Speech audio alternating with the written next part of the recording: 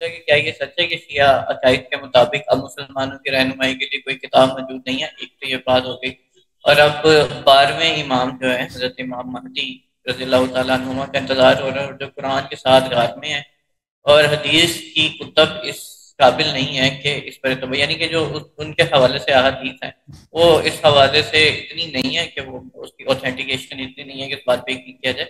یہ ایک سوال تھا، لیکن اس کے ضمن میں جو جواب تھا نا شہنشاہ نقوی صاحب کا، وہ بڑا امپورٹنٹ تھا۔ انہوں نے کہا کہ یہ جو بات ہے نا غار میں، اور یعنی کہ وہ حالت غیبت میں ہے، یہ ایک مس انٹرپریٹیشن ہے اہل تشیع مکتبہ فکر کی۔ مطلب کہ وہ غار غیبت کے بعد سے ہم لوگوں میں موجود ہیں، لیکن ہم ان کو پہچان نہیں پاتے، یعنی کہ انہوں نے اپنی آئیڈینٹی چھپائی ہے۔ لیکن وہ اپنی جو امامت کا جو کانسیپٹ ہے کہ ہر مطلب ہر وقت کا ایک امام تو ہوتا ہے، تو وہ حضرت امام مہدی اپنی پریچنگ کر رہے ہیں، 1100 سال لگ بھگ ان کی عمر ہے، وہ اپنی پریچنگ کر رہے ہیں، لوگوں کو بتا رہے ہیں، لیکن لوگ انہیں پہچان نہیں پاتے، تو وہ موجود تو ہے۔ اور دوسرا انہوں نے ایک اور بڑی اہم بات کی کہ جو یہ کہتے ہیں کہ قرآن میں تحریف ہوئی ہے، اور بیسیکلی کوئی تحریف نہیں ہوئی۔ ہمارے پاس بھی وہ تاج کمپنی کا قرآن ہے جو پوری دنیا میں ہے، وہ بالکل منوان ٹھیک ہے۔ اور جو بات کی جا رہی تھی کہ حضرت علی کیا لکھ رہے تھے، تو وہ تفسیر قرآن ہے، وہ تفسیر جو آپ صلی اللہ علیہ وسلم نے حضرت علی کو بتائی تھی، اور حضرت امام مہدی رضی اللہ تعالیٰ عنہ بھی وہی تفسیر لے کر آئیں گے جو حضرت علی نے لکھی تھی اور جو اس وقت نہیں لی گئی۔ تو وہ قرآن نہیں ہے، وہ تفسیر قرآن ہے۔ یہ بات انہوں نے کہی کہ مس انٹرپریٹ کیا جاتا ہے اس بات کو کہ قرآن میں تحریف ہے اور قرآن آئے گا، وہ قرآن نہیں آئے گا، وہ تحریف یعنی کہ تفسیر قرآن آئے گا۔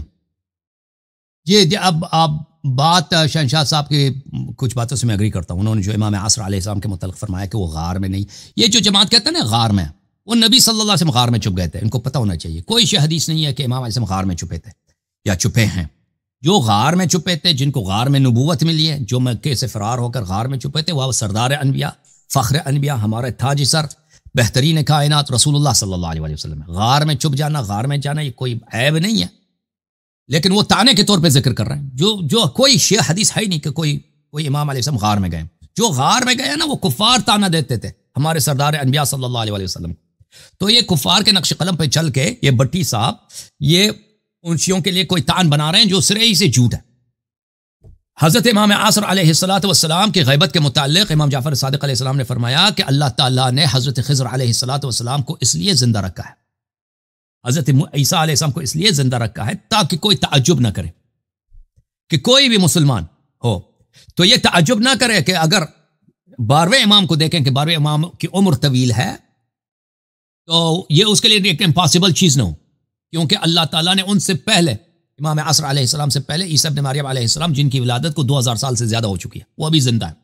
اگر اللہ تعالیٰ ان کو زندہ رکھ سکتا ہے، اور پتہ نہیں ابھی آگے کتنے مزید سال زندہ رہیں گے، تو ان سے اگر کم عمر امام عصر علیہ السلام طویل زندگی اللہ دے، ان سے کوئی کسی کو تعجب نہ ہو۔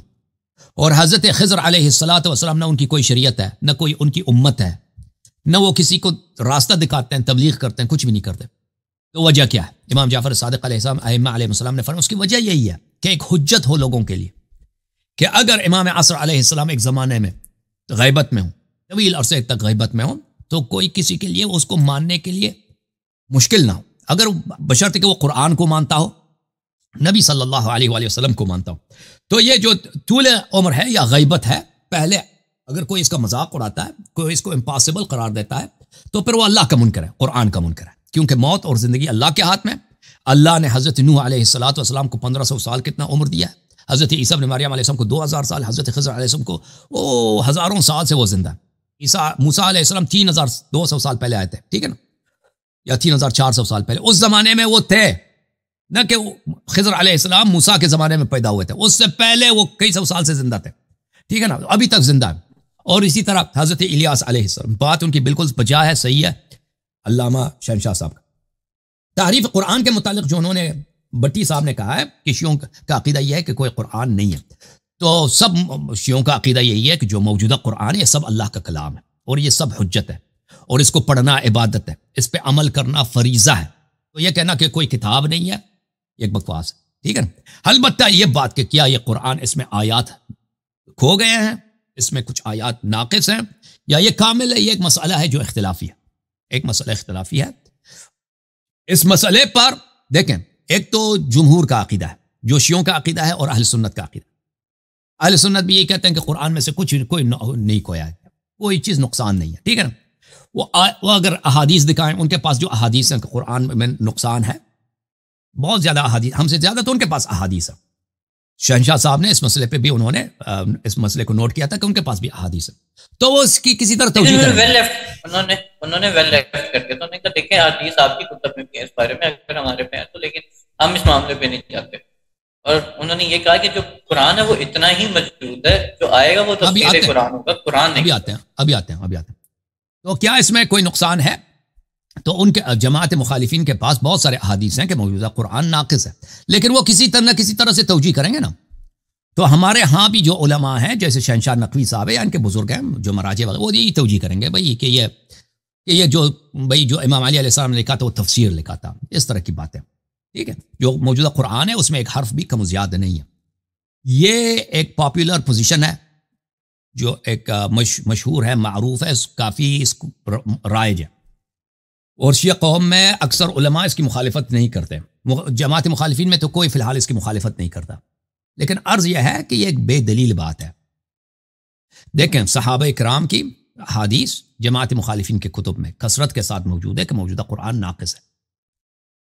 یہاں پر ہمارے کئی مناظرات ہوئے ہیں مخالفین کے ساتھ, اور کوئی دیکھنا چاہے ان کو دیکھ سکتا ہے. اور کوئی ان کے پاس کوئی حدیث نہیں ہے کسی صحابی سے یا رسول اللہ صلی اللہ علیہ وسلم سے کہ موجودہ قرآن اس میں کوئی چیز کھویا نہیں گیا ہے, کوئی چیز کم نہیں ہوا ہے. وہ ایک آیت انا نحن نزلنا الذکر وانا لہ لحافظون, اس کے متعلق ہم نے بہت جواب دیے کہ اس آیت کے تفسیر میں اختلاف ہے کہ واقعا یہ آیت کہہ رہا ہے کہ ہم نے قرآن کی حفاظت کا ذمہ لیا ہے, یا یہ آیت کچھ اور کہہ رہا ہے, تو وہ الگ بات ہے. اہل بیت علیہ السلام کے ہاں بھی کوئی ایسی حدیث نہیں ہے کہ موجودہ قرآن کامل ہے, یعنی نہ شیعوں کے پاس کوئی حدیث ہے نہ جماعت عمریہ کے پاس کوئی حدیث ہے کہ موجودہ قرآن کامل ہے. دونوں کے پاس احادیث موجود ہیں کہ موجودہ قرآن میں سے آیات کم ہوئی ہیں, ٹھیک ہے نا. آپ شہنشاہ نقوی صاحب کا یہ کہنا کہ وہ تفسیر ہے, یہ ایک توجیہ ہے, ایک ایکسپلینیشن ہے. جیسے جماعت مخالفین ایکسپلین کریں گے نا کہ وہ جو آیت کھو گئی ہے, وہ جو قراتیں کھو گئی ہیں, وہ نسخ التلاوہ ہیں, فلان. یہ ایسی توجیحات ہیں جن کی دلیل کوئی نہیں ہے. یہ عوام کو ساکت کرنے کے لیے, عوام کو دلاسا دینے کے لیے یہ کارآمد ہیں, لیکن ان باتوں کو اگر تحقیق کے ایگزامینیشن میں دیکھیں تو یہ باتیں ان کی کوئی دلیل نہیں ہے, یہ غیر دلیل کی باتیں. تو عرض یہ ہے کہ دیکھیں صرف یہ نہیں ہے کہ قرآن مجید کے الفاظ اور حروف, قرآن مجید کے معانی تو سبھی جانتے ہیں نا. جماعت مخالفین نے کوئی حدیث نقلی نہیں کیا رسول اللہ صلی اللہ علیہ وسلم سے تفسیر میں. ان کی تفسیر قابل مفقود ہے, پیغمبر کی جو تفسیر ہے, حالانکہ وہ جو بھی آیت اترتا تھا اس کی تفسیر فرماتے تھے. تو قرآن کے الفاظ ہی جتنا اس کی تفسیر اہم ہے, اس کے معنی اہم ہے, وہ بالکل کھو گیا ہے, مسلمانوں کے پاس نہیں ہے, ٹھیک ہے نا. یہ بھی قرآن کا ایک مرحلہ ہے, قرآن کے وجود کا ایک مرحلہ ہے, اس کے معانی جو کھویا گیا ہے, ٹھیک ہے. اور ترتیب قرآن یہ تو سب مانتے ہیں کہ موجودہ ترتیب نزول نہیں ہے, یہ سبھی مانتے ہیں. اور امام علی علیہ السلام نے جو لکھا تھا, انہوں نے مصحف لکھا تھا, اس کے ساتھ تفسیر بھی لکھا تھا, اس میں شک نہیں ہے, لیکن مصحف بھی لکھا تھا. وہ مصحف یہ موجودہ مصحف نہیں ہے. وہ مصحف جو امام علی علیہ السلام امیر المؤمنین علیہ السلام نے لکھا تھا, تحریر فرمایا تھا, جمع فرمایا تھا رسول صلی اللہ علیہ وسلم کے حکم سے, وہ مصحف ترتیب نزول پہ تھا. اور وہ مصحف یہ مصحف نہیں, وہ امام مہدی علیہ السلام کے پاس ہے, ٹھیک ہے نا.